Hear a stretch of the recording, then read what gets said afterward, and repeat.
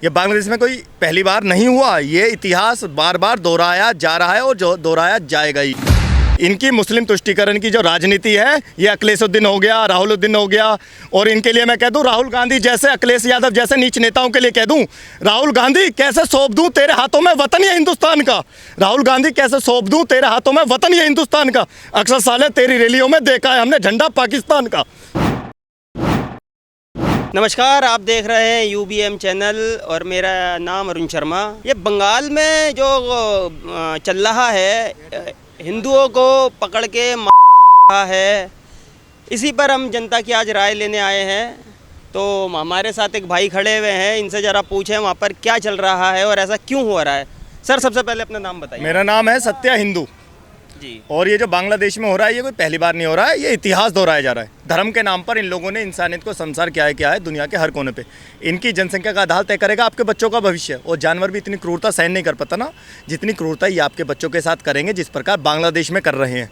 ये बांग्लादेश में कोई पहली बार नहीं हुआ। ये इतिहास बार बार दोहराया जा रहा है और जो दोहराया जाएगा ही।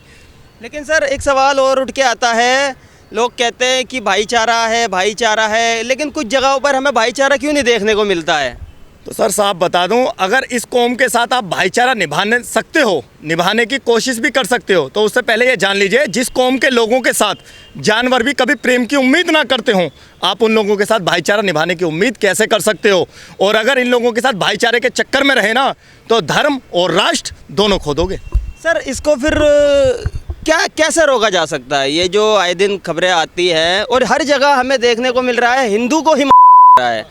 अभी चाहे कहीं की बात ले लें, आप दिल्ली में उठाकर देख लें, कोलकाता उठाकर देख लें, बांग्लादेश उठाकर देख लें, इनको ऐसा क्या पढ़ाया जा रहा है या क्या इनकी ऐसी मानसिकता कैसे हो जाती है। इनकी मानसिकता जितनी भी होती है, ये किताब के अनुसार होती है। जो इनको बचपन से पढ़ाया जाएगा, अगर कुत्ते को गधा बोलना सिखाया जाएगा ना, तो बड़ा होके वो गधा ही बोलेगा। और जो अपना दिमाग चलाएगा वो आज की युग का एक्स मुस्लिम होगा, जिसे कहते हैं इस्लाम की नॉलेज में मुर्तद।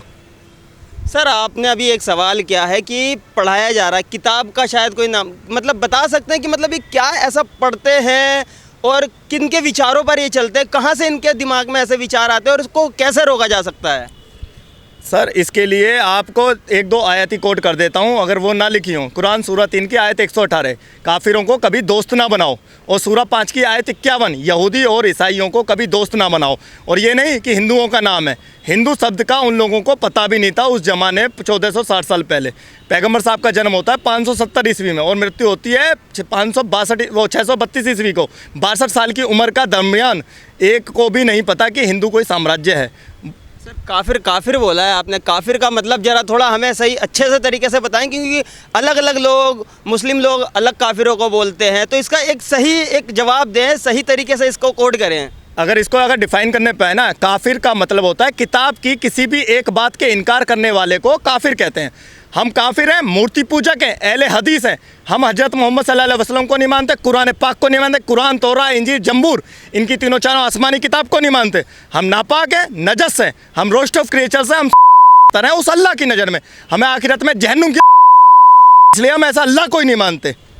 सर, इसका सॉल्यूशन क्या है, आप बता सकते हैं कि ये जो हर जगह देखने को मिल रहा है, मुसलमान हिंदू मुसलमान, इसका सॉल्यूशन क्या है, ये कैसे रोका जाएगा। मैं कह रहा हूँ, ये नहीं है कि हिंदू मुसलमान चल रहा है, मुसलमानों की हिंदुओं से लड़ाई, मुसलमानों की जैनों से लड़ाई, मुसलमानों की बौद्धों से लड़ाई, मुसलमानों की जूस से लड़ाई, मुसलमानों की हूतियों से लड़ाई, मुसलमानों की यजीदियों से लड़ाई, मुसलमानों की कुर्दी से लड़ाई। मुसलमान जिस देश में भी होगा आपस में भी लड़ता ही रहेगा। सीरिया में सियाओं को, लेबनान में ईसाइयों को, ऑस्ट्रेलिया, लंदन, डेनमार्क, स्वीडन, जितने भी देश हैं, इनकी आबादी के अनुसार बर्बाद हो रहे हैं।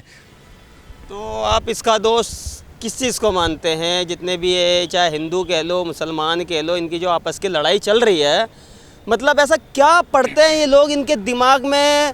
और कुछ लोग तो मदरसों का नाम लेते हैं कि मदरसों में तालीम, मैंने एक दो वीडियो भी देखी है, चलती रहती है कि मदरसों में इनको ऐसी तालीम दी जाती है। तो मतलब किस तरीके से इनको देखते हैं। सर, मदरसे में तो ट्रेनिंग होती है, बाकायदे वीडियो हैं, और दिखाना चाहोगे दिखा देंगे। बहुत सकते हैं ऐसे भी वीडियो अभी बहुत बड़ा एलिगेशन लगा रहे हो। अब इसका आपके पास कोई प्रूफ है? प्रूफ है, बिल्कुल प्रूफ है, सारे खोल दूंगा अभी, एक सेकंड। कहाँ लिखा है ऐसा? लिखा नहीं है, वायरल्स हैं और हर जगह है। मस्जिद के अंदर अभी हथियार लेके सबने देखा है, दुनिया ने देखा है मस्जिदों के लेके की मस्जिद में। सर एक सवाल और बनता है, ये घुसपैठिया है बांग्लादेशियाँ, अगर यहाँ पर ऐसा हिंदू करने लगे तो ये तो और मतलब लड़ाई वाला काम हो जाएगा यहाँ पर। पहले मैं आप हिंदुओं को बता दूं, ये जो बांग्लादेशी घुसपैठियों के खिलाफ जो एसआईआर हो रहा है, पहले इन्हें घुसपैठिया कहना बंद करिए, इन्हें कहिए मुस्लिम शरणार्थी। ये पहले अपने देशों में आबादी बढ़ाते हैं, के देश में प्रस्थान करते हैं, आवास मांगने की योजना बनाते हैं। पहले वो करेंगे, ये आएंगे हाथ जोड़ के, ये कहेंगे हम हाथ जोड़ के आएंगे, पहले मांगेंगे शरण मांगने के बाद कहेंगे हमें नागरिकता दो। इन्हें नागरिकता भी दे दोगे ना तुम, रहम दिल हो। फिर उसके बाद कहेंगे हमें बराबरी का अधिकार दो। फिर उसके बाद ये कहेंगे ये देश किसी के बाप का थोड़ी है। सत्तावन इस्लामिक देशों में इन्होंने ऐसे ही अपनाया है अपने धर्म के अनुसार। तो सर एक मैसेज जरा फिर मुसलमानों को भी दे दो और एक मैसेज जरा हिंदुओं को भी दे दो। मैं मुसलमानों से कह देता हूँ, मुसलमान जो सोचता है, मुसलमान डरता नहीं है किसी से, ये सत्य है, मगर जब तक दूसरा पक्ष डरने वाला ना हो जब डरता है। इस देश में कहा जा रहा है कि मुसलमान खतरे में है। मुसलमान कहीं खतरे में नहीं है, पूरी देश की दुनिया में प्रदर्शन जारी है। मुसलमान वीर नहीं है, ये मत सोचना कि वीर है। 800 साल मुगलों ने हमारे देश पर राज किया, वो इसलिए नहीं किया कि वो वीर थे। हमारे पास अहिंसा थी, उनके पास हथियार थे। हमारे पास दया थी, वो निर्दयी थे। ये लोग वीर जब तक हैं जब तक दूसरा पक्ष शांत है। इनकी वीरता सारी की सारी धरी की धरी रह जाती है जब दूसरा पक्ष इन पर पलटवार चालू कर देता है। फिर बेचारे पीड़ित बन जाते हैं। जैसे इजराइल हमास में आज पीड़ित है, रोहिंग्या मुसलमान बर्मा में पीड़ित है, वीगल्स मुस्लिम आज चाइना में पीड़ित हैं। यह ऐसा ही हाल हिंदुस्तान में चाह रहे हैं। मैं बोल रहा हूँ पहले ही, हर बार कश्मीरी पंडितों की तरह नरसंहार नहीं होगा। कभी कभी तुम्हारा गोधरा कांड हो जाएगा, कभी कभी तुम्हारा मुजफ्फरनगर कांड हो जाएगा, कभी कभी तुम्हारी बाबरी मस्जिद विध्वंस हो जाएगी। बोला जाता है ना, लातों के बहुत बातों से नहीं मानते। इजराइल से हमारा जैसा हाल चाह रहे हो तो वो भी हो जाएगा। पीढ़ियां तक रोएंगी तुम्हारी। जैसा तुम कर्म कर रहे हो उसका फल तुम ही भोगोगे। ये जो 15 मिनट वाले जो कहते थे ओवैसी का एक बयान आया था, अब ये क्यों नहीं, इनका क्यों नहीं कोई ट्वीट आया, कोई वीडियो क्यों नहीं आई है इन लोगों की? क्योंकि इनकी कौम का बासिंदा नहीं मरा, इसलिए इनकी कोई वीडियो नहीं आएगी। इनकी मुस्लिम तुष्टीकरण की जो राजनीति है, ये अखिलेशुद्दीन हो गया, राहुलुद्दीन हो गया, और इनके लिए मैं कह दूं राहुल गांधी जैसे, अखिलेश यादव जैसे नीच नेताओं के लिए कह दूं, राहुल गांधी कैसे सौंप दूं तेरे हाथों में वतन ये हिंदुस्तान का। राहुल गांधी कैसे सौंप दूं तेरे हाथों में वतन ये हिंदुस्तान का। अक्सर साले तेरी रैलियों में देखा है हमने झंडा पाकिस्तान का। सर देखिए, एक जाति पाति को भी लेकर एक मुहिम चलाता नगीना से एक जीते हुए चंद्रशेखर रावल जी हैं, जो भीम आर्मी के बहुत बड़े मिनिस्टर हैं, और जातिवाद को लेकर आए दिन उनको कि दलितों को सताया जाता है, तो उनकी भी अभी तक कोई टिप्पणी इसमें नहीं आई है बांग्लादेश के जो एक हिंदू भाई के साथ, और वो भी कहीं ना कहीं दलित ही बताया जा रहा है उसको भी। अगर वो दलित है ना, मगर उनकी नज़र में है और हमारी नज़र में वो हिंदू है। ठीक है सर, उनकी नज़र में फिर हमारी नज़र में वो हिंदू है। और ये चंद्रशेखर रावल जैसे नीच नेता इसलिए नहीं बोलेंगे क्योंकि इनकी दाल रोटी इसी से ही चल रही है। ये मुस्लिम तुष्टीकरण की ही दाल रोटी खा रहा है और ये अपनी अय्यासी इससे ही अपना रहा है, और कुछ नहीं है इसके हाथ में। और ये मैं इसके चंद्रशेखर रावल के जो भी समर्थक हैं, जो इसकी नाजायज समर्थन जितने भी हैं, उन इसे अम्बेडकरवादी, अम्बेडकर जी बेहतरीन आदमी थे, मगर ये लोग उनके पद चिन्हों पर नहीं चल रहे। इसकी तरह एक हुआ था जब अम्बेडकर जी मौजूद थे, जोगेन्द्रनाथ मंडल 1947 में जब पाकिस्तान का बंटवारा हुआ था, असम का जब सिलट का हिस्सा जब बांग्लादेश में समावेश कर गया, तब उन लोगों ने मुस्लिम मीम आमीम भाई भाई का नारा अपनाया। फिर मीम वहाँ पे रह गए और भीम वाले जितने भी 15% मुसलमानों, वो हिंदू जो भी मौजूद था वहाँ पे वो दलित 1-2% रह गया। उन्हें कौन से मनुवादी खा गए, क्योंकि वो खा गए, राक्षस प्रवृत्ति के लोग वो खा गए वहाँ भी पाकिस्तान में। सर एक सवाल और है, अभी बिहार में नीतीश जी हैं, उन्होंने किसी बुर्का ऊपर कर दिया था किसी लेडी का, तो उसका बहुत लोगों ने विरोध किया। ठीक है, बहुत हर विपक्ष के नेता कह लो, अखिलेश यादव, सारे लोग उस चीज़ को कंट्रोवर्सी में लेकर आ गए। लेकिन अभी जो बांग्लादेश में हुआ है, ठीक है, इसके खिलाफ कोई बोल ही नहीं रहा है। इस पे क्या कहना चाहोगे? जो नीतीश कुमार ने करा, मेरी नज़र में भी वो गलत है कि हाथ नहीं लगाता, मगर बुर्का पहन के तो फोटो खिंचवाने का को आई है। फोटो खिंचवानी तो अपने घर ही है, उसमें क्या पता कौन खींच रहा, आदमी है, मर्द है, बम लेके फट जावे।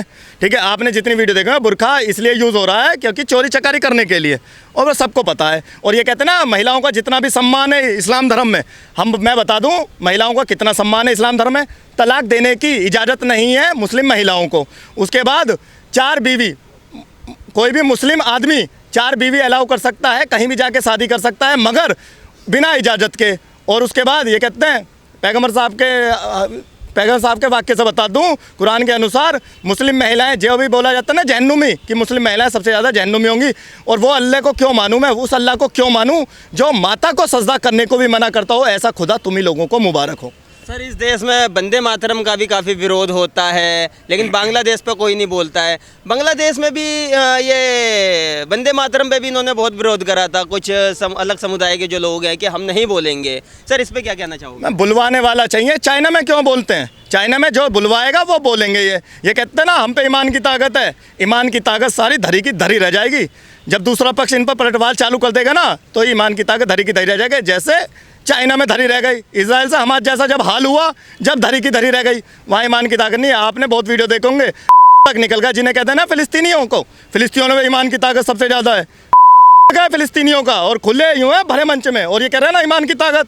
92,000 सैनिक 1971 के युद्ध में ऐसे ही हार मानी। हमारे 10 सैनिक भी होते ना तो हजारों की सेना में लड़ते।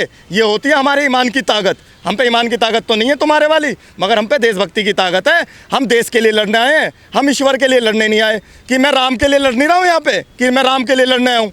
मैं लड़ने आया हूँ अपने देश के लिए। मेरे देश को मेरी ज़रूरत है। राम कमज़ोर नहीं है, उनका खुदा कमज़ोर होता होगा जिसको कंधे की ज़रूरत हो। तुम लड़ो अपने ईश्वर के लिए, हम अपने देश के लिए लड़ेंगे और लड़ते रहेंगे। सर, आपने नाम क्या बताया अपना? मेरा नाम सत्य हिंदू।